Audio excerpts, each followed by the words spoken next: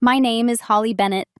I'm 34 years old, and for most of my adult life, I've worked as a financial analyst in Manchester. If you met me casually, maybe at a dinner party, or standing quietly near the back of a crowded wedding reception, you probably wouldn't remember much about me afterward. Not because I'm rude or cold, quite the opposite. People usually describe me with words like pleasant, easygoing, and reasonable. The kind of woman who smiles politely, the kind who listens more than she speaks, the kind who never raises her voice. And for a long time, that's exactly how people understood me. What they didn't notice was that quiet people are often the ones paying the closest attention. I've always been someone who prefers observation over reaction. I don't rush to defend myself in the moment. I don't interrupt. I don't escalate. Some people mistake that for weakness. Others mistake it for agreement. But silence isn't always surrender. Sometimes, it's simply time. The story I'm about to tell you begins shortly after my wedding. At first glance, it might sound like a very ordinary disagreement between a husband and a wife. About work, about expectations, about what marriage is supposed to look like. My husband believed something very clearly. He believed that once we were married, a real wife should stay home. Not part-time, not temporarily, completely. And one evening, not long after the wedding, he told me exactly that. He didn't yell. He didn't threaten. He simply explained, calmly, confidently, that it was time for me to quit my job.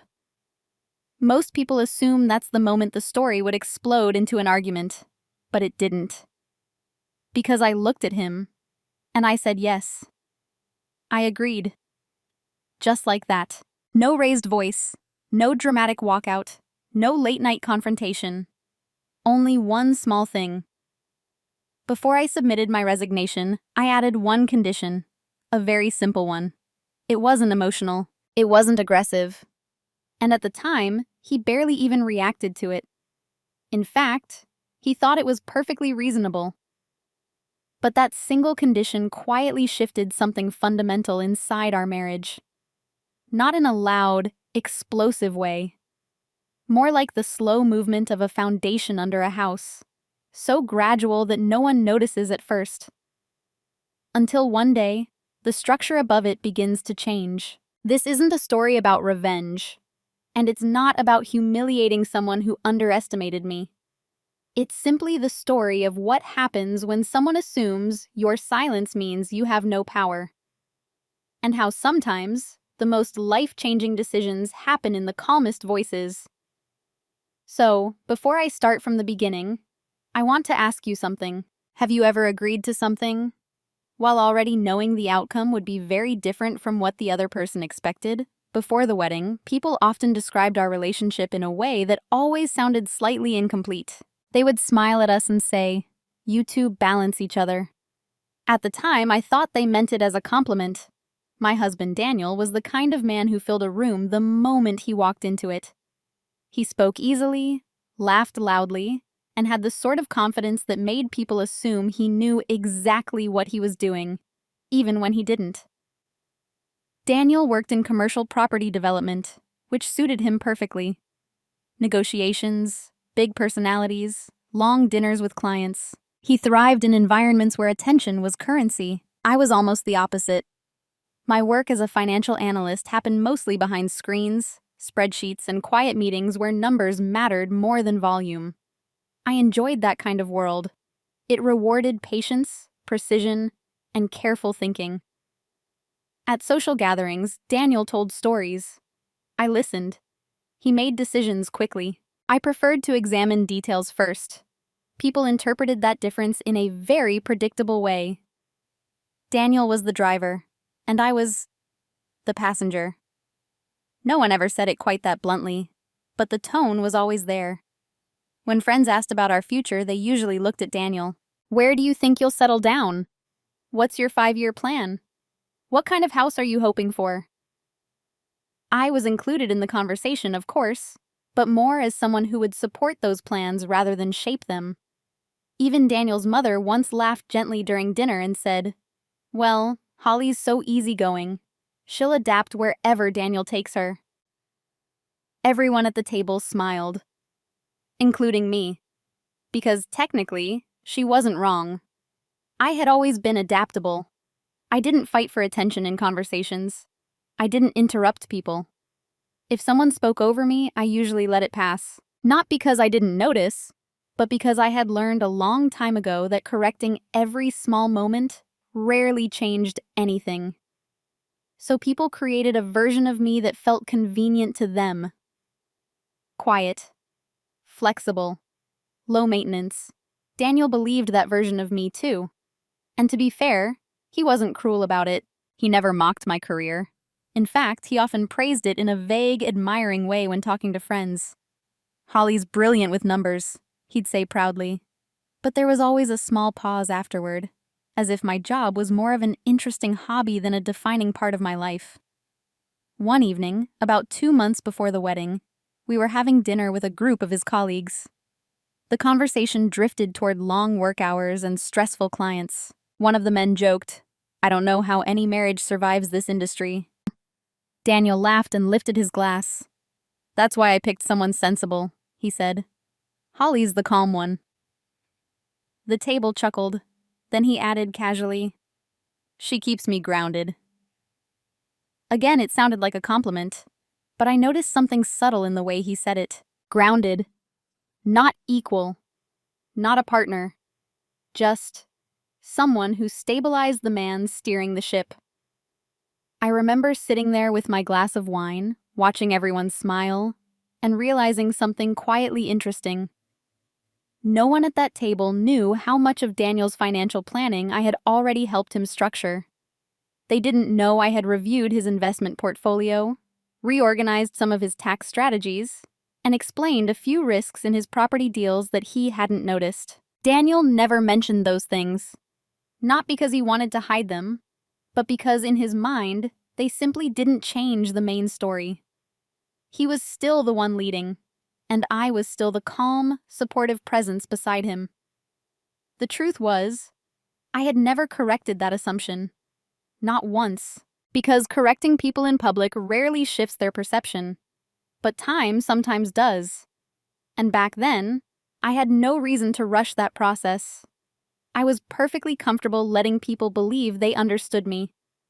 After all, the most powerful position in any room is often the one no one is paying attention to.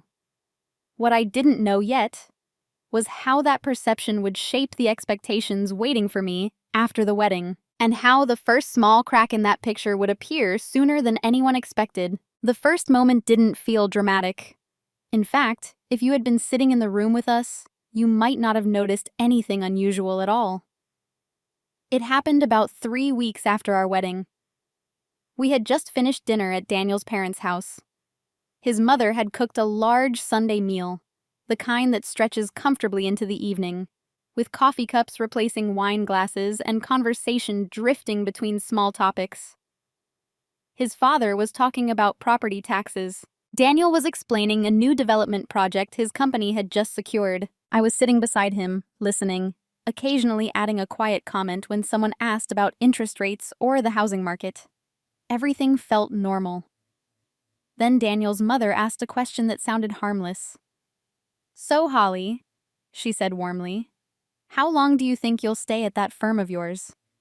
I smiled, assuming she meant career growth. "I'm not sure yet," I said. "There are a few promotion tracks opening next year." Before I could say anything more, Daniel chuckled lightly.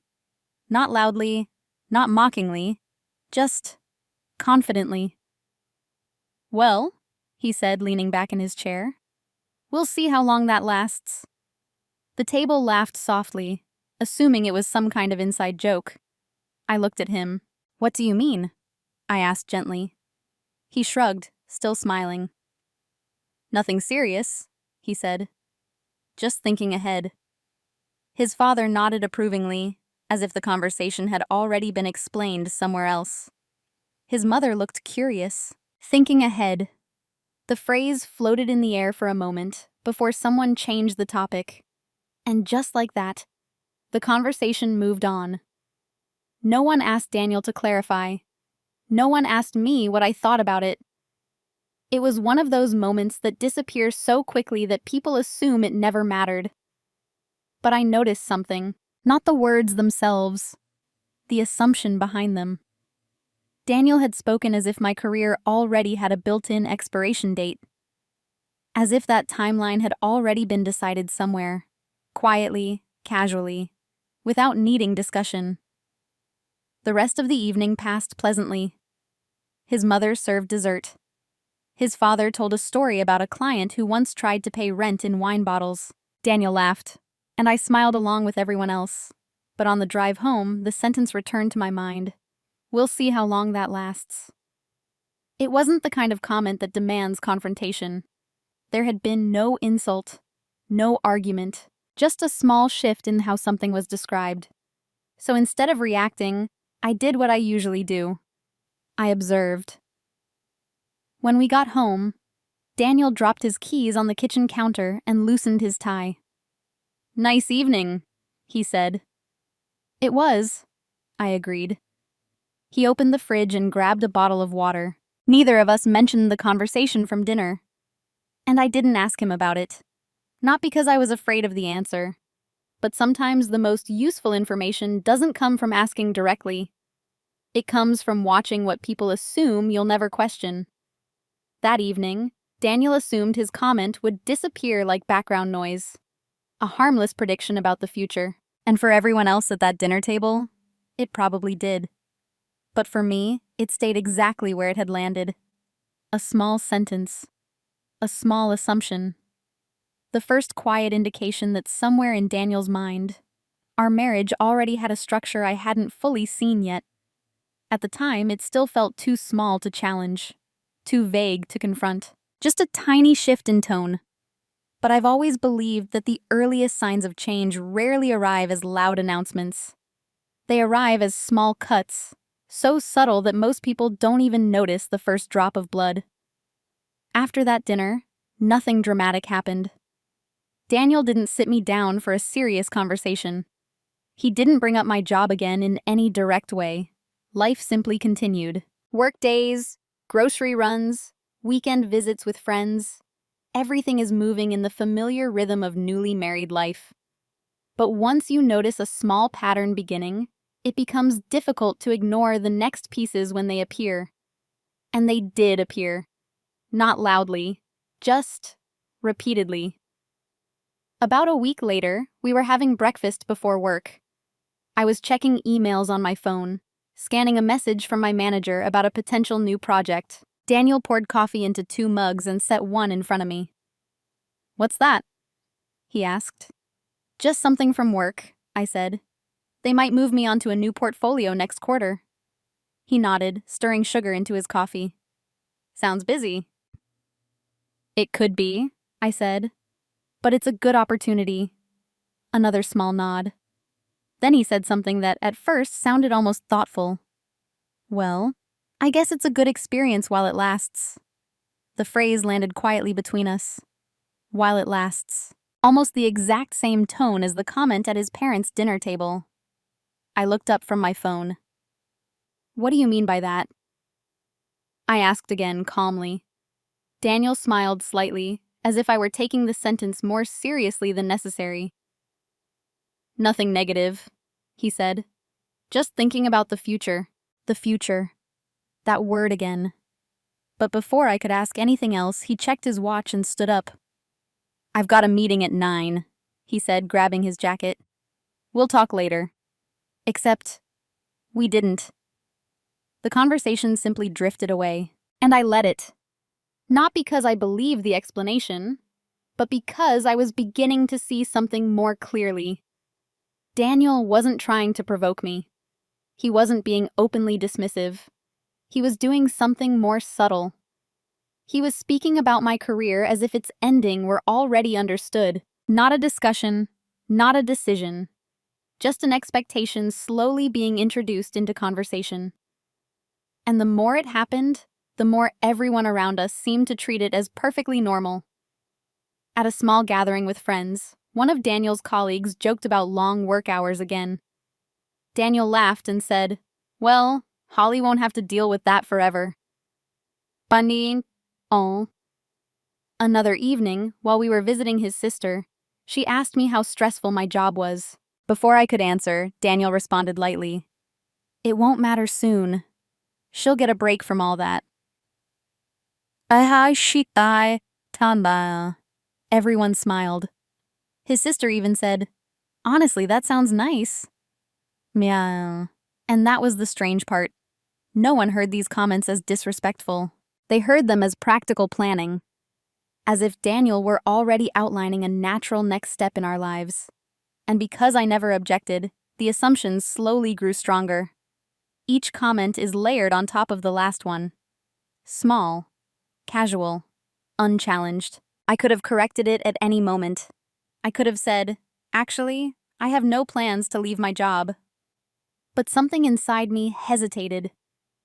Not out of fear, out of curiosity. Because Daniel wasn't asking me what I wanted. He was revealing what he believed was inevitable. And the more he spoke about it so confidently, the more I wanted to understand exactly how far that belief extended. So instead of interrupting the pattern, I watched it. I listened. I allowed the assumption to grow. From the outside, it probably looked like an agreement, or indifference. But internally, something quieter was happening. I was beginning to map the structure of expectations forming around me. And the most interesting part was this. Daniel genuinely believed he was being reasonable. In his mind, he wasn't dismissing my career. He was simply describing the way married life naturally evolves. Which meant that by the time the real conversation finally happened, he wasn't asking a question anymore. He was delivering what he thought was a perfectly logical conclusion. And by then, everyone, including him, assumed I would respond exactly the way I always had. Calm, agreeable, flexible. They believed they already knew who I was. What they didn't realize yet was that silence can look identical to agreement right up until the moment it isn't. By the time the pattern had repeated a few more times, something became unmistakably clear. Daniel didn't think he was suggesting a future for me. He believed he was simply describing the one that already made sense. And once I saw that clearly, I began to notice how everyone around us had quietly accepted the same picture. It showed up in the smallest ways. One evening, we were having dinner with Daniel's sister, Emma, and her husband. The conversation drifted toward childcare and work schedules. Emma sighed and said, "Honestly, balancing a full-time job and 2 kids is exhausting." Daniel nodded sympathetically. Then he said very casually, "That's why Holly and I will probably keep things simpler." Emma smiled at me. "That's actually really smart," she said. "If one of you can stay home, it makes life so much easier." Again, the assumption settled into the room as if it had always been there. No one asked who had decided that. No one asked whether I had ever imagined a different version of our future, because from the outside, the role already seemed obvious. Daniel was ambitious, fast-moving, and constantly traveling for meetings and site visits. I was calm, organized, and adaptable. If someone had to adjust their life to support the other, the logic felt simple to them. It should be me. And the strange thing was, I understood why they thought that. I had spent years presenting myself as someone who could manage quietly in the background. At work, that quality was valuable. In relationships, people sometimes interpret it differently. They assumed that if you didn't argue for the spotlight, you must be comfortable standing outside of it. Daniel had never actually asked me to give up anything. Not yet. But the expectation was forming piece by piece. One afternoon, a few weeks later, I overheard part of a phone conversation he was having with one of his colleagues. He was pacing slowly across the living room while discussing a new project. "I might have to travel more next year," he said. "But it should be fine." A pause, then he added lightly, "Yeah, Holly's flexible. She'll probably be home by then anyway." Probably. Home. By then, 3 simple words that summarized the entire role I had been quietly placed into. Reliable. Supportive.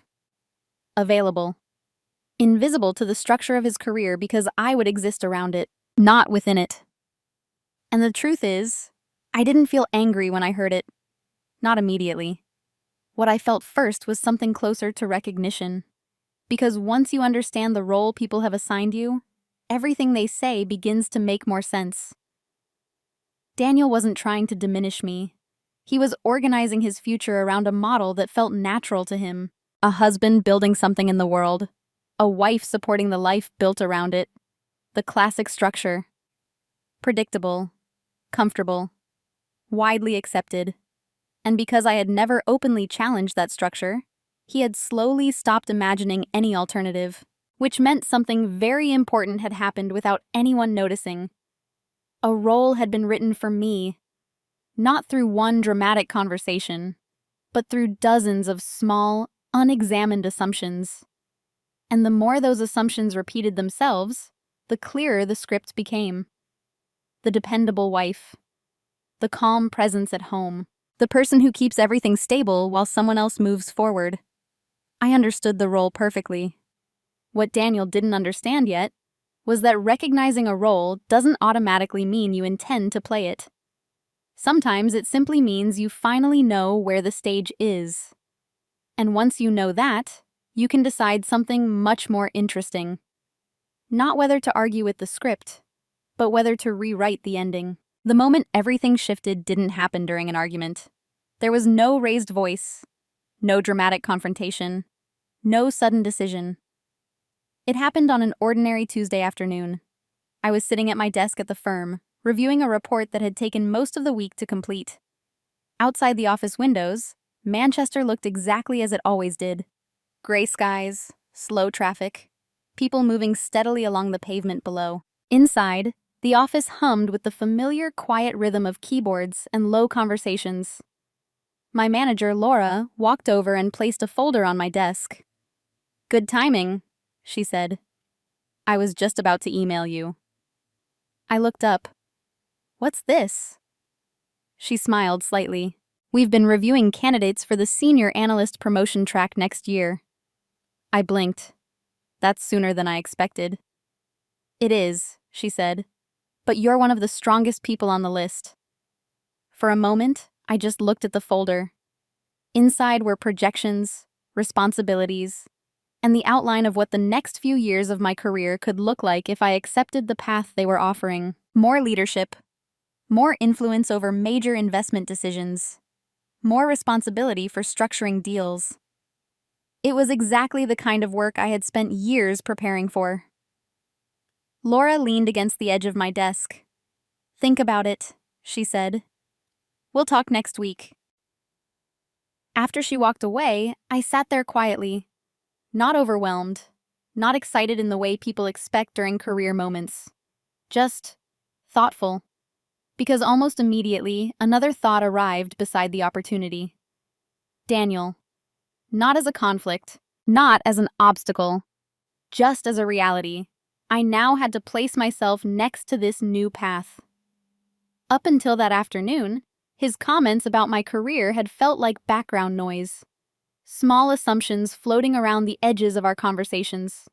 But now, those assumptions were sitting directly beside something concrete. A promotion track. A future I could see clearly on paper.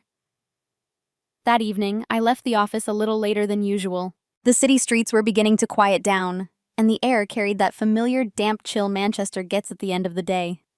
Instead of heading straight home, I stopped at a small cafe near the office. It wasn't busy. Just a few people are working on laptops, and a couple are sitting near the window. I ordered tea and sat down with the folder Laura had given me. For almost an hour, I read through every page. Not rushing, not trying to force a decision, just observing how it made me feel. And what surprised me most was how calm I felt. There was no internal debate about whether I wanted the opportunity. I did. That part was simple. The more interesting question was something else entirely. How would Daniel react if the future he had quietly been describing didn't match the one I was actually building? I thought back to the dinners, the casual jokes, the confident assumptions. Holly will probably be home by then. The more I replayed those moments, the more I realized something important. Daniel hadn't asked for confirmation because he believed the answer was obvious, which meant when the real conversation eventually happened, he would expect one outcome, and I would be holding another. I closed the folder slowly and looked out the cafe window. The sky had grown darker, and the lights from nearby buildings reflected softly against the wet pavement. That was the moment something inside me shifted. Not anger, not resistance, just clarity. For the first time, I understood exactly where Daniel believed our life was going, and for the first time, I began to think carefully about how I might respond when that expectation finally became a direct request. Not emotionally, not defensively, but deliberately. Because once you understand the direction someone believes is inevitable, you have time to decide how the conversation will unfold. And sometimes, the most powerful response isn't refusing the request. Sometimes it's agreeing, just not in the way the other person imagined. After that afternoon at the cafe, my silence changed. Before, it had simply been part of my personality. Now, it became something more intentional. Not secretive, not manipulative, just deliberate. I continued going to work every day as usual. I accepted the invitation to join the promotion track discussions with Laura. We began outlining the responsibilities the role would involve, the clients I might take on, and the new financial structures I would help oversee. From the outside, nothing about my routine changed. But internally, I was paying closer attention than ever, especially to Daniel. And interestingly, once I stopped thinking about his comments as casual jokes, I began to hear them differently. One evening, we were having dinner at home. Nothing elaborate, just pasta and a bottle of wine. Daniel was describing a new property deal his firm had been negotiating. "If this project closes," he said, "next year is going to be busy." "That sounds good for the company," I replied. "It will be," he said. "But it also means I'll probably be traveling more." He paused for a moment before adding, in that same relaxed tone I had heard before, "which should work out fine once you're not tied to office hours anymore." There it was again, not a question, a timeline. I twirled a piece of pasta on my fork and nodded thoughtfully. "I see." Daniel smiled, clearly satisfied with that response. To him, my calm reaction confirmed what he already believed, and that was the interesting part. The more I remained quiet, the more confident he seemed in the picture he had created. At a small dinner with his colleagues a few weeks later, someone asked about work-life balance again. Daniel laughed. "That's the advantage of being married to someone like Holly," he said. "She doesn't need the corporate grind forever." Everyone nodded approvingly. One of the women at the table even said, "Honestly, that sounds like the dream." I smiled politely and took a sip of my drink. From their perspective, the situation looked comfortable, stable, logical. A husband building a demanding career, supported by a wife who preferred a quieter role. And I understood why it looked that way. After all, I had never interrupted the narrative. But inside, something subtle had shifted. Silence had stopped being a default reaction. It had become a choice. Because every time Daniel spoke about the future as if it were already settled, he was revealing more of his assumptions. How certain he was. How little he expected resistance. And the more clearly I understood those expectations, the easier it became to imagine the moment when they would finally surface in a direct request. That moment hadn't arrived yet, but it was getting closer. I could feel it in the way Daniel's comments were becoming less hypothetical. Less someday. More soon. One night, while we were getting ready for bed, he mentioned something that made the timeline even clearer. "My company's restructuring next year," he said while folding a shirt. "Really?" I asked. Yeah, new leadership roles, bigger projects. If things go the way I expect, I'll probably take on more responsibility. Asazmai o say bitasat. That sounds like a big step. It is, he said. Then he added the sentence that made me pause. That's why it'll be the perfect time for us to simplify things at home. Simplify. I repeated the word quietly in my mind. In Daniel's world, simplifying meant removing anything that complicated his schedule. And my career apparently belonged in that category. I didn't argue. I didn't ask him to explain. Instead, I simply nodded. Maybe you're right, I said softly. Daniel smiled, clearly pleased. To him, my response confirmed that everything was unfolding exactly as he had imagined. What he didn't realize was that by the time he finally asked me to quit my job, I had already spent weeks thinking carefully about what my answer would be. And the more he mistook my silence for agreement, the more confident he became. Which meant that when the conversation finally arrived, Daniel would expect it to be simple. A request, a quick agreement, a life adjustment that made perfect sense. He had no reason to imagine that the calm response he was expecting would come with one condition he had never considered. One of the advantages of being underestimated is that people stop watching you closely. They assume they already understand your role. Once that happens, your actions rarely attract much attention. And that's exactly what happened during the months leading up to the conversation Daniel thought would be simple. From the outside, my life looked exactly the same. I went to work each morning. I met Daniel for dinner when our schedules aligned. We visited family, attended social events, and continued the comfortable rhythm of early married life. Nothing about my behavior suggested resistance. In fact, if anything, I appeared even calmer than usual. But there were things happening quietly in the background, things no one around me noticed. The first change was information.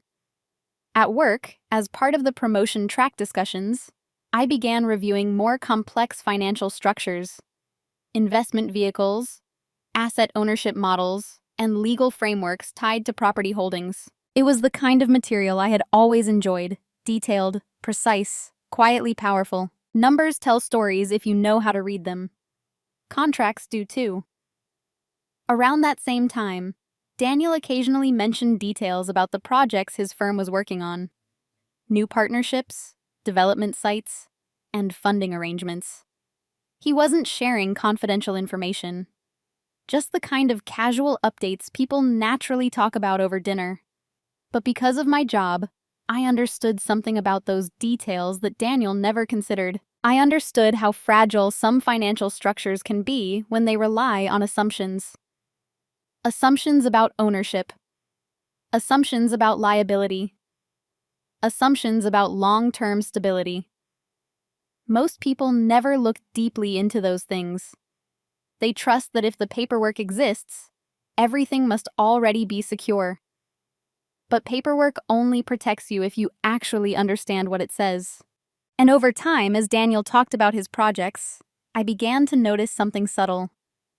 He was ambitious, very ambitious, which meant he often moved quickly when opportunities appeared. Sometimes faster than the legal and financial foundations underneath those opportunities could comfortably support. Again, I didn't say anything, not because I wanted him to fail, but because I understood something about human nature. People rarely listen carefully when they believe they are already in control. Instead, I focused on something else. Preparation. I reviewed our shared financial accounts. Not suspiciously, just carefully. Marriage changes the way assets and responsibilities connect. I wanted to understand exactly how our finances were structured now that we were legally tied together. I also scheduled a quiet consultation with a legal advisor at my firm, something employees were encouraged to do when navigating complex financial decisions. The conversation wasn't dramatic. I simply asked a series of practical questions. What happens when one spouse leaves the workforce? How are long-term financial protections usually structured in that situation? What safeguards do people often overlook? The lawyer answered calmly, methodically. And by the end of that meeting, I understood something important.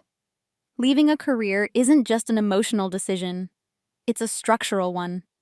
It shifts power, income streams, legal exposure, long-term security. Most couples never examine those shifts closely. They trust the relationship itself will balance everything. But relationships, like investments, work best when the structure underneath them is clear. After that meeting, I started writing things down in my Navy notebook. Not secret plans, just observations, questions, possible scenarios.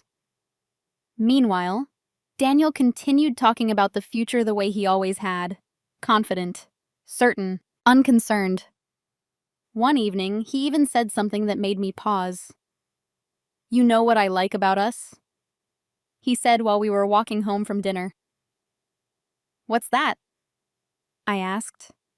"You don't complicate things." I smiled. "That's good to know." "It really is," he said.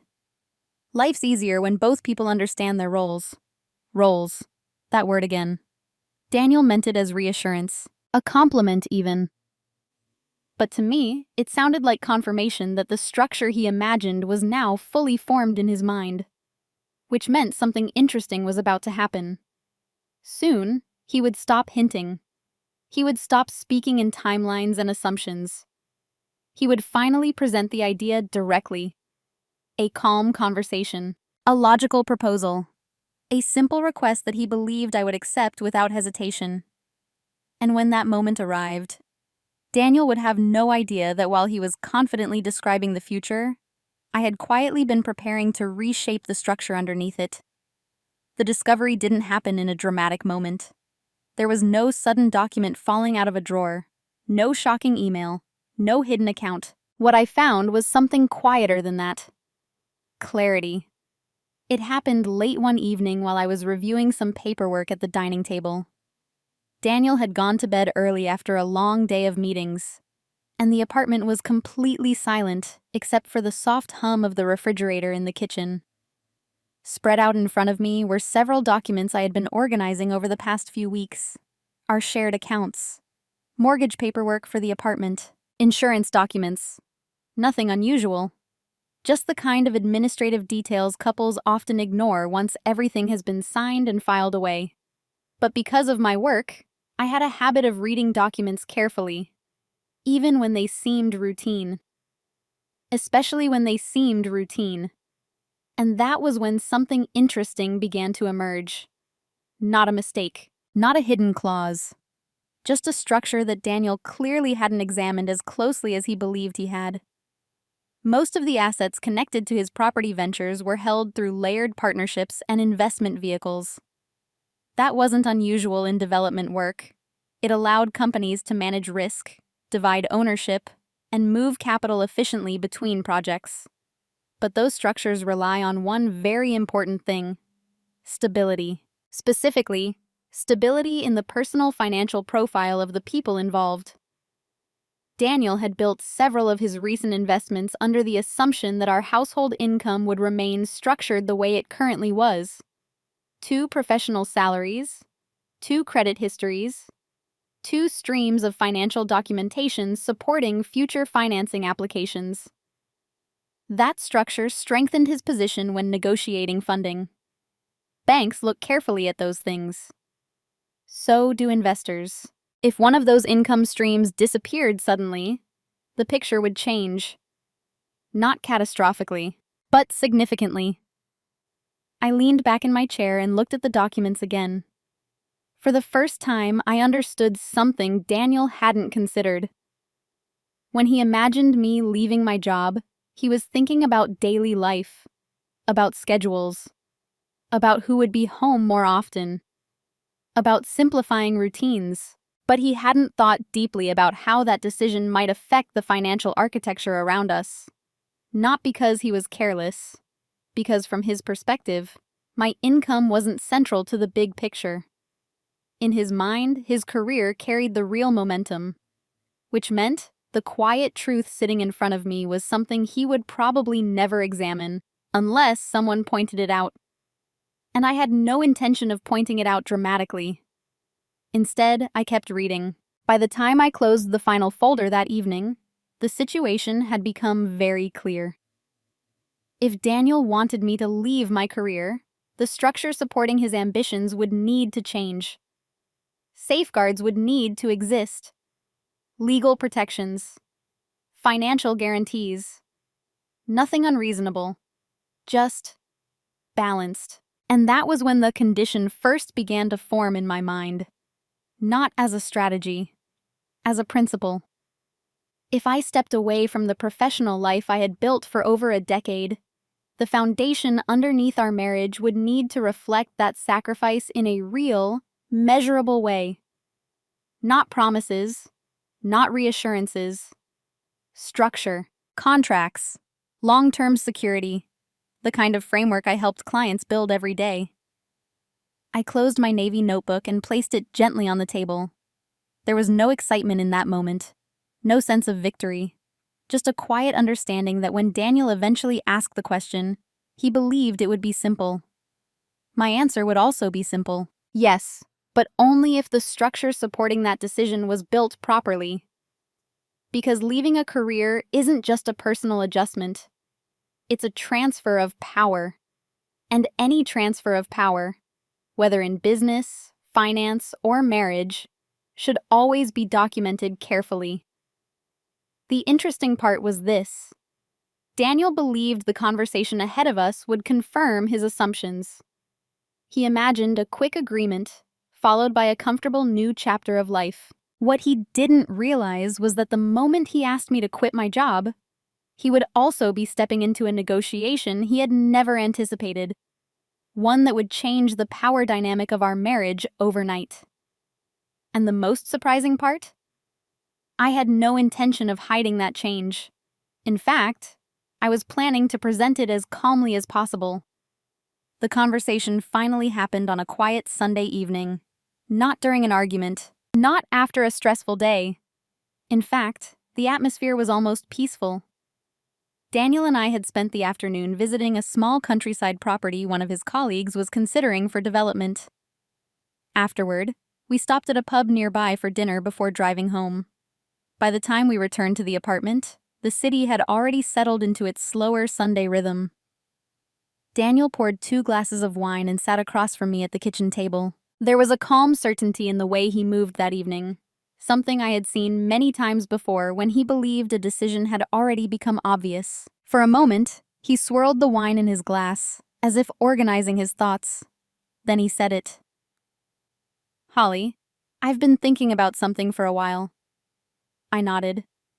"So have I said quietly. He smiled slightly, assuming we were about to arrive at the same conclusion. "You know how things are changing at my company," he began. "More responsibility, bigger projects." "I remember." "It's exciting," he continued, "but it also means I'll be stretched thin for the next few years." I let him continue without interruption. Daniel leaned forward slightly. "That's why I think this is the right time for us to make a small adjustment." A small adjustment. He said it exactly the way someone might describe rearranging furniture. "I think it would make sense for you to step away from work for a while." Not if you want to. Not what do you think. Just a conclusion presented calmly. "I mean," he added reassuringly, "you've worked hard for years. It might actually be nice to slow down." He spoke kindly, supportively. In his mind, he was offering something positive, a simpler life. Less pressure. More time for home, family, travel, whatever we decided later. When he finished speaking, he leaned back in his chair and took a sip of wine. Then he looked at me with the quiet confidence of someone expecting agreement. This was the moment he had been building toward for months. The moment when the assumptions he had been hinting at would finally become reality. I rested my hands on the table and looked at him. Not angrily, not defensively, just thoughtfully.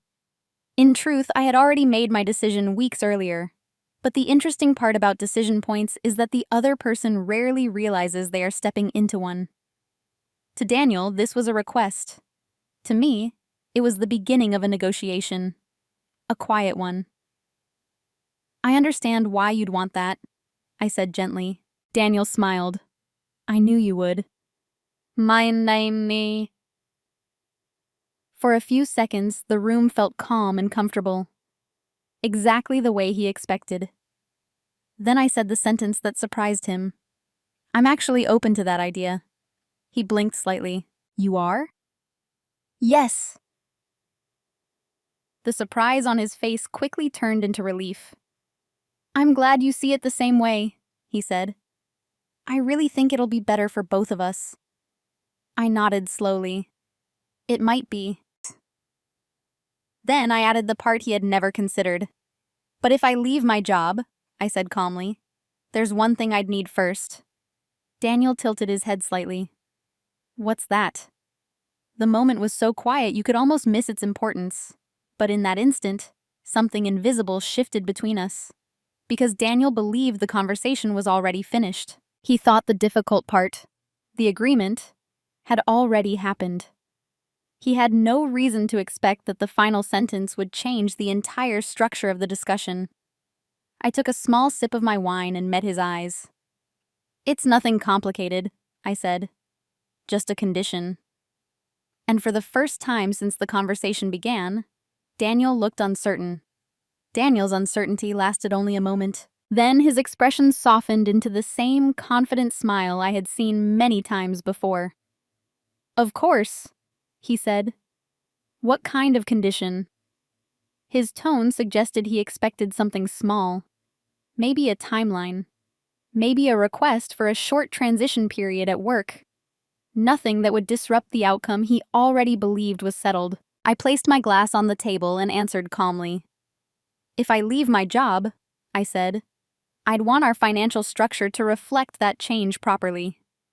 Daniel frowned slightly, not in disagreement, but in confusion. What do you mean? It's simple, I continued. Right now, we both have independent careers, income streams, and long-term financial security. If I step away from that, the balance changes. He nodded slowly, still listening. So before I resign, I'd like us to formalize a few things. Formalize? Yes. I kept my voice steady, almost conversational. A long-term financial agreement. Something that guarantees security if I'm no longer working. Daniel leaned back in his chair. For a few seconds, he didn't speak. Not because the idea upset him, because he hadn't expected it. What kind of agreement are you thinking about? He asked finally. Something legally documented, I said. Asset protection, long-term support structures, shared ownership adjustments. The same kind of framework most couples use when one partner leaves the workforce permanently. Daniel blinked again. It was subtle, but I could see his mind recalculating the situation. This wasn't emotional resistance. This was structured. Contracts. Legal clarity. The language of long-term commitments. I didn't realize you'd thought about it that deeply, he said. I work in finance, I replied gently. It's hard not to. He let out a short breath and looked down at the table. To his credit, Daniel didn't dismiss the idea. He didn't laugh. He didn't accuse me of mistrust. Instead, he did what confident people often do when confronted with something unexpected. He tried to understand it. So what exactly would this look like? He asked. I've already spoken with a legal advisor, I said calmly. That was the moment the power dynamic shifted, quietly, but unmistakably. Daniel looked up. You already spoke to someone? Yes. Before this conversation? I nodded. I wanted to understand what the transition would involve. There was no accusation in his voice when he spoke again. Just surprise. You planned this. Not exactly, I said. I prepared for it. The distinction mattered. Planning implies manipulation. Preparation simply means understanding the consequences of a decision. Daniel rubbed the side of his jaw thoughtfully. So if we put this agreement in place, you'd leave your job? Yes. The answer came easily. No hesitation. Because it was true. I had never objected to the idea of changing my lifestyle. What mattered to me was whether the structure underneath that change respected the value of what I was giving up. Daniel sat quietly for almost a full minute. I could see the wheels turning in his mind. He had expected resistance, maybe even a disagreement. What he hadn't expected was a calm framework already waiting for him. Finally, he said something that surprised me. That actually makes sense. I tilted my head slightly. It does? Well, he said slowly. If you're leaving your career, of course, we should make sure everything's protected. The tension in the room softened slightly. From Daniel's perspective, the conversation had simply become more technical, more practical. What he didn't fully realize yet was how much that technical structure would reshape the balance between us. Over the next few weeks, we began meeting with lawyers and financial advisors. Everything moved quietly, calmly, professionally. Documents were drafted, assets reviewed, ownership structures adjusted.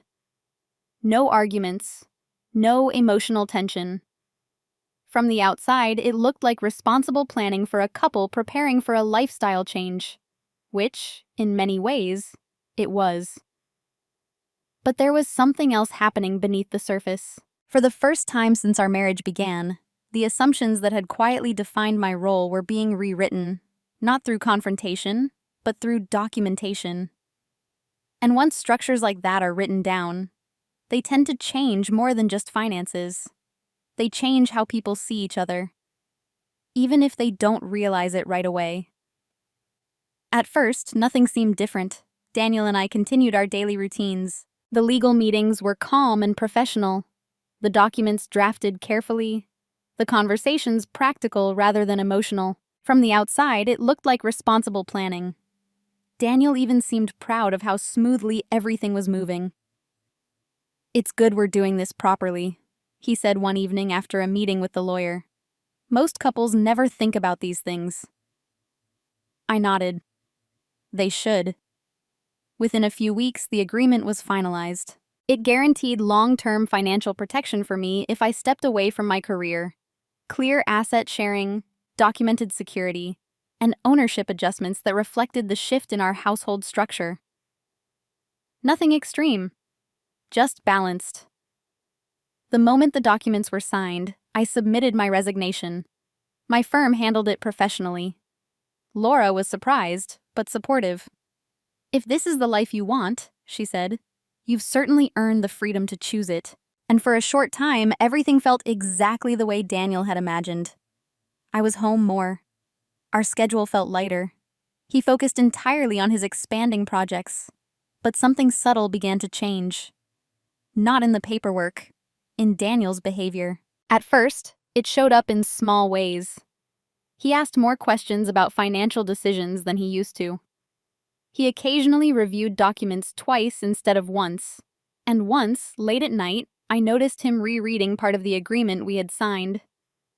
"Just checking something," he said when he saw me. I smiled gently and left him to it. Because the truth was simple. When the structure of power shifts quietly, people don't always notice it immediately. They just begin to feel something different. A slight imbalance they can't quite explain. Daniel had always believed that if I left my job, life would become simpler. What he was beginning to realize instead was that the simplicity he imagined had quietly introduced a new kind of balance he had never considered before. And once that realization begins, it's very difficult to ignore. Daniel didn't panic immediately. At first, the change showed itself as quiet discomfort rather than alarm. He began asking more detailed questions about financial documents, questions he had never asked before. "How exactly does this clause work again?" he asked one evening while reviewing the agreement. "It guarantees stability if one partner leaves the workforce," I said calmly. He nodded, but the thoughtful expression on his face lingered longer than usual. A few days later, he mentioned something else. One of my partners asked about household income structures for upcoming financing, he said casually. It made me think about our arrangement. And? I asked. Well, he paused. It just complicates certain projections. I listened without interrupting, because that was the quiet truth Daniel was beginning to discover. The decision he thought would simplify life had actually changed the financial structure surrounding him. Not disastrously, but permanently. The agreement we had signed was fair, balanced, and completely legal, which meant it couldn't simply be undone because the implications were now inconvenient. A week later, he brought it up more directly. Maybe we moved too quickly with all this, he said one evening. I looked at him calmly. We took several weeks to review everything. I know, he replied. I just didn't fully think through how it would affect some of my future deals. The room fell quiet. Not tense, just thoughtful. Because by that point, there was nothing to renegotiate. The decision had already been made. The structure had already changed. And the interesting part was this. Daniel had asked for exactly what he wanted. A wife who stayed home. A simpler life. He had agreed to the condition without hesitation because it seemed reasonable at the time. Only later did he realize that the condition hadn't been a small detail. It had quietly reshaped the balance of our entire marriage. And by the time he understood that fully, the structure was already in place, which meant one thing was now undeniably true. It was simply too late to fix it. The conversation happened a few days later. Daniel came home earlier than usual and found me in the living room, reading. For a moment, he stood near the doorway as if deciding how to begin. Then he sat down across from me. I think we should talk about the agreement, he said. I closed the book and gave him my full attention. All right. He exhaled slowly. I didn't realize how much this would affect certain financial arrangements with my projects. His voice wasn't angry, just unsettled. I nodded slightly. That's why I suggested documenting everything carefully.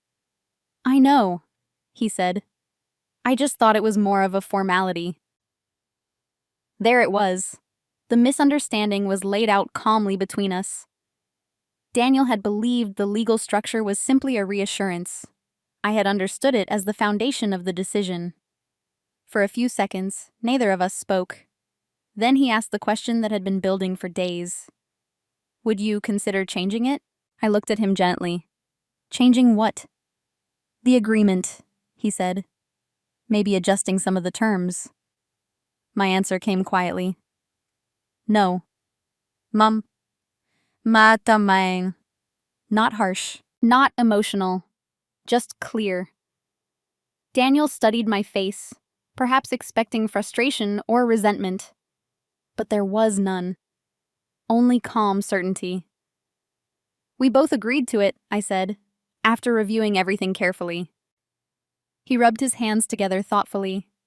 Yes, we did. Another quiet pause filled the room. Then he leaned back and looked at me differently than he had before. Not as the easygoing partner who adapted to his plans, but as someone who had simply taken his request seriously enough to build the proper structure around it. And in that moment, the conversation ended without argument, because there was nothing left to debate. The agreement existed. The decision had been made. And for the first time since our marriage began, Daniel understood something clearly. My silence had never meant I wasn't paying attention. Life eventually settled into a new rhythm. Not the one Daniel had originally imagined, and not the one people around us expected either, but a different kind of balance. I no longer worked at the firm, yet I never stopped thinking the way I always had. Carefully, analytically, paying attention to the structures shaping everyday decisions. Over time, Daniel adjusted as well. At first, the change had unsettled him, not because the agreement was unfair, but because it forced him to see our marriage differently than he had before. Not as a system where one person led and the other simply adapted, but as something that required equal weight on both sides. And once that realization settled in, the tension slowly disappeared. There were no dramatic apologies, no emotional speeches, just a quiet shift in how we spoke to each other. Daniel asked my opinion more often. Not casually, the way people ask for reassurance, but seriously, as if my perspective carried the same importance as his own, which, of course, it always had. The difference was that now he recognized it. As for me, I didn't feel triumphant. That was never the goal. I simply felt settled. Because the truth is, I never wanted control. I only wanted balance. And once that balance existed, not through argument, but through clarity, the relationship finally became something it had never quite been before. A partnership where both people understood the value the other brought to the table. Quietly, without needing to prove it every day. Looking back now, the moment that changed everything wasn't the agreement. It wasn't the legal documents.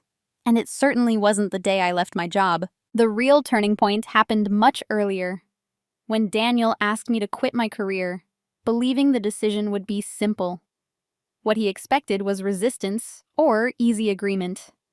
What he didn't expect was that I would say yes, and then treat the decision with the same seriousness I applied to any major financial commitment. Because leaving a career isn't just about time or lifestyle, it's about value. When one person sacrifices independence, income, and long-term security, the structure of the relationship has to change in return, not out of mistrust, out of fairness. That's something many couples never discuss clearly. They rely on love, promises, or assumptions. But assumptions are fragile. Clarity lasts much longer. I never wanted to prove Daniel wrong. I only wanted him to understand that quiet people are not passive people. Sometimes we simply take the time to think before we answer. And when we finally do answer, the response is very deliberate. So now I'm curious about something. If you had been in my position, when your partner asked you to give up your career, would you have agreed? Or would you have responded differently? Cảm ơn các bạn vì đã theo dõi đến cuối. Đừng quên ấn like, share và bật chuông để không bỏ lỡ những video mới nhất nhé. Hẹn gặp lại.